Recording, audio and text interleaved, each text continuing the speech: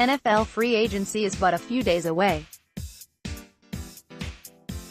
The league is still focused on the repercussions of the NFL Combine right now, but 100% of the attention will be focused on the veterans in short order. With that in mind, we figured that now is as good a time as any to take stock of what each of the league's 32 teams should have on their radar beginning next week. To do this, we're going to break the whole league down by spending power, rather than by division or by conference.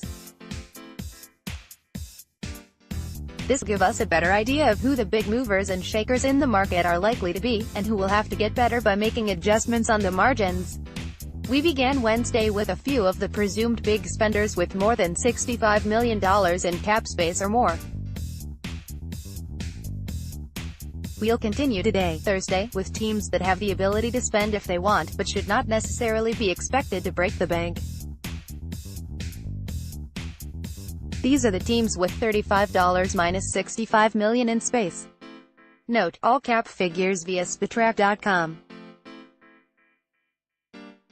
Baltimore Ravens cap space, $57,614,133. The Ravens surprisingly cut ties with Eric Weddle earlier this week, and according to CBS Sports NFL insider Jason LaCanfora, they are preparing to make a run at Tyrann Mathieu. That fit makes a good deal of sense as they now have a need at the position and he has a ton of experience playing next to Tony Jefferson in the defensive backfield from their days in Arizona, but the release of Weddle certainly is not something that was expected around the league. He should have plenty of suitors elsewhere. Baltimore has two other important defensive free agents set to hit the market as well. Inside linebacker C.J. Mosley is one of the most interesting available free agents, especially when you consider that there is such a perfect fit for his services in the division rival Steelers, whose inside linebackers were a disaster last season without Ryan Shazier. It would be shocking to see the Ravens let Mosley walk, but it would be flat-out flabbergasting if they let him go to the Steelers. The smart money is on them figuring out a way to retain him, even without the franchise tag. Zadarius Smith is also set to hit the market, and he seems the more likely of the two to walk. Baltimore has let edge players like him leave in free agency before, Pernell McPhee, for example, and they've been drafting edge guys pretty much every year to keep the cupboard stocked. The Ravens would do well to add some perimeter talent on offense to help Lamar Jackson's development, especially after releasing Michael Crabtree earlier this offseason. They can't run their entire offense through the running game and their tight ends, after all. Baltimore is typically loath to sign players who affect the compensatory pick calculus, though, so I wouldn't expect them to go shopping at the top of the market, unless it's for somebody who gets cut by another team. Cincinnati Bengals cap space, $50,518,221. The likelihood of the Bengals spending money on outside free agents is incredibly low. No team has been more disinterested in the free agent process over the years. The Bengals draft, develop, re-sign, and collect comp picks. That's how they do business. Maybe there are some changes with Zach Taylor coaching instead of Marvin Lewis, but the overall front office philosophy seems incredibly unlikely to undergo a wild enough shift that they suddenly become major players on the market. Tennessee Titans cap space, $45,740,557. Are there any notable Patriots available in free agency? Checks free agent list, yes. Trey Flowers, and Trent Brown and Chris Hogan and Malcolm Brown and Danny Shelton and Josh Gordon and Philip Dorsett and Jonathan Jones. If things hold to form, we can consider the Titans suitors for one or some or all of those guys. They have, after all, signed Logan Ryan, Malcolm Butler, Dion Lewis, and Josh Kline away from New England over the past few off-seasons. Tennessee's pass defense was dreadful over the middle of the field last year, and the teams is expected to release safety Jonathan Cyprien this offseason. The market is absolutely flooded with safeties this year, and the Titans should be in the mix on the middle market guys to complement Kevin Byard and Kenny Vaccaro, whom GM John Robinson made it clear he wants to re-sign. And they should also be into the corner market given how Butler's first year with the team went. They may not be high-end shopping, but they could certainly use some depth.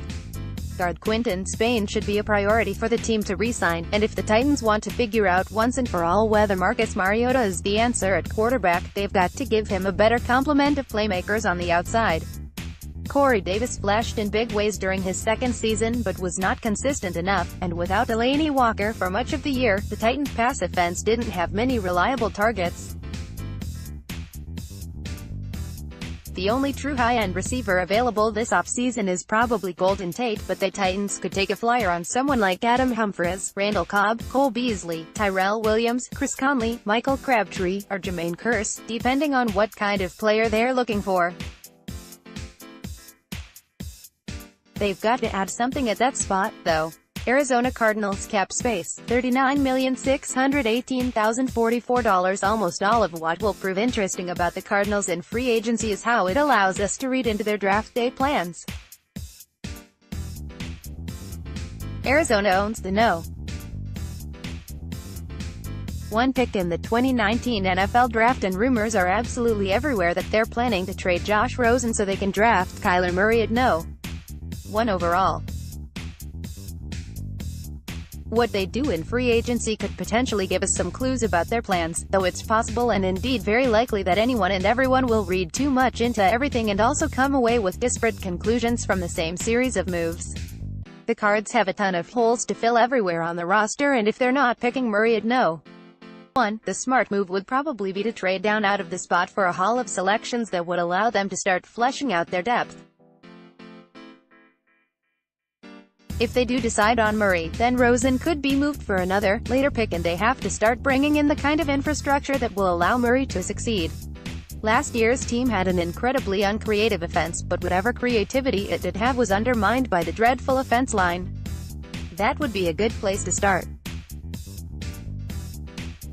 Adding another receiver to complement Larry Fitzgerald and Christian Kirk, both of whom are most effective in the slot, would be a strong idea, and the Cards could be in the market for an edge rusher if they decide not to bring back Marcus Golden. Los Angeles Rams cap space, $35,459,718. There is perhaps no team with more at stake this offseason than the Rams. Valuable contributors like Ndamukong Suh, LaMarcus Joyner, Dante Fowler, and Roger Saffold are all free agents. There is not enough money to bring all of them back. Decisions also have to be made on players like Marcus Peters, as well as potentially Jared Goff, Michael Brockers, Aqib Talib, and more regarding contract extensions. Hanging over all this is the situation with Todd Gurley, and whether or not they'll be able to, or need to, bring C.J.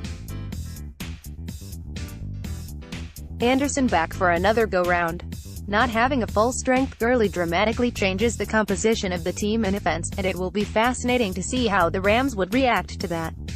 The best bet to return among the various high-level free agents seems like Saffold, if only because the offensive line is such an important part of the team's success and he has been there for longer than Suh and Fowler and hasn't already been franchised twice like Joyner.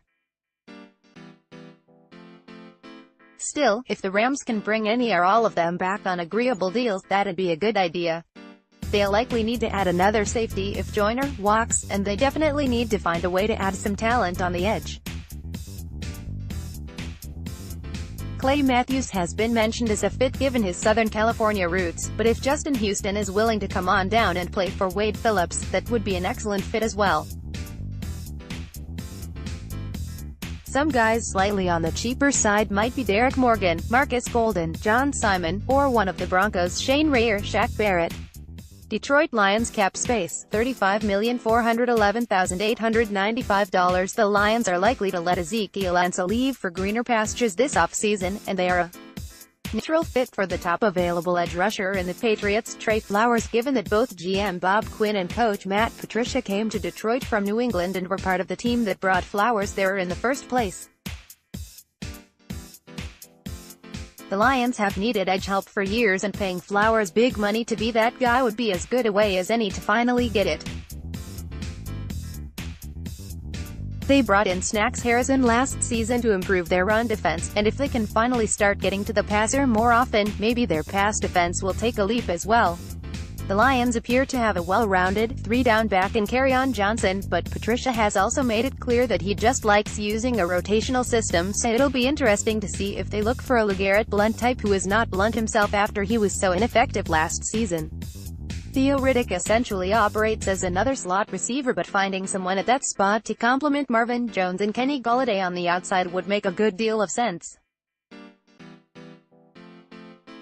They seem to like big wideouts, so Chris Conley could be a fit, but if they decide to go with a smaller, shiftier Julian Edelman type, well, Cole Beasley and Adam Humphries are available. There's also been buzz about the Lions coming back onto the tight end market after Eric Ebron left for the Colts last offseason, and Jared Cook and Tyler Eifert could make sense as lower-cost-ish flyers, unless they decide they'd rather address the position in the draft.